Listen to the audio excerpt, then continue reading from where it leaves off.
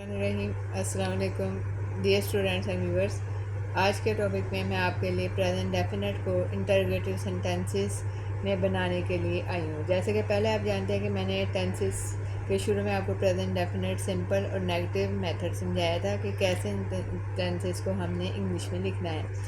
आपको सबसे पहले मैं ये बता दूँ कि ये जो सेंटेंसेस हैं इनके उर्दू जुमलों में हमेशा क्या का लफ्ज़ इस्तेमाल होता है और आम तौर पर ये क्या जुमले के शुरू में होता है। जैसे क्या वो खाना खाता है, क्या तुम चाय पीते हो, क्या हम स्कूल जाते हैं, क्या बच्चा रोता है।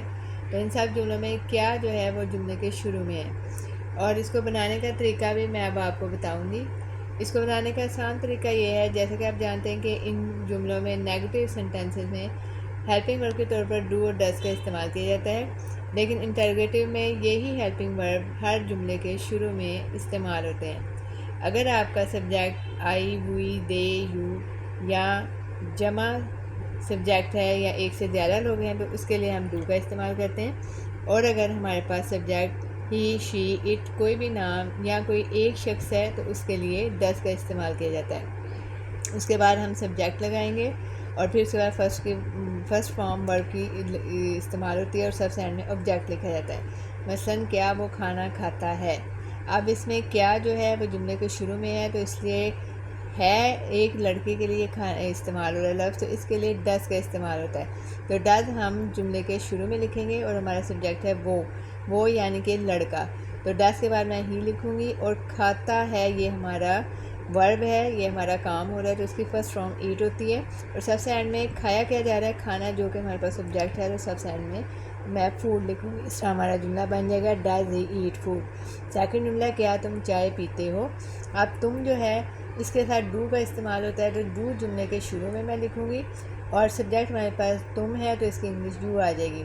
चाय पीने के लिए या नहाने के लिए हमेशा टेक का वर्ब इस्तेमाल किया जाता है, तो पीने की फ़र्स्ट फॉर्म यहाँ पे टेक आ जाएगी और पी क्या रहे हैं, चाय, जो कि ऑब्जेक्टिव है तो टेक टी। इस तरह हमारा जुमला बन गया डू यू टेक टी।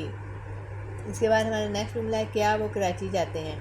अब इसमें जाते हैं एक से ज़्यादा लोग हैं जो ये काम कर रहे हैं, वो यानी कि हमारा दे है, ये प्लूरल नाउन है तो इसके लिए डू का इस्तेमाल होगा। फिर मैं डे लिखूँगी और जाने की फर्स्ट फॉर्म गो होती है तो इसके बाद फिर गो और जा कर रहे कराची, जो हमारा ऑब्जेक्ट है टू कराची। इस तरह ये जुमला बनेगा do they go to Karachi.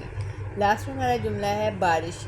अब बारिश वक्त या मौसम ये ऐसी चीज़ें हैं जो जानदार नहीं हैं, ना ही ये देखने में क्लियरली हम इनका कोई फिगर पेश कर सकते हैं। इन जैसी चीज़ों के लिए इट सब्जेक्ट के तौर पर इस्तेमाल होता है, तो इट के साथ डज का इस्तेमाल हम करेंगे, डज इट, और बारिश होने की फर्स्ट फॉर्म होती है रेन, तो हमारा जुमला बनेगा डज इट रेन।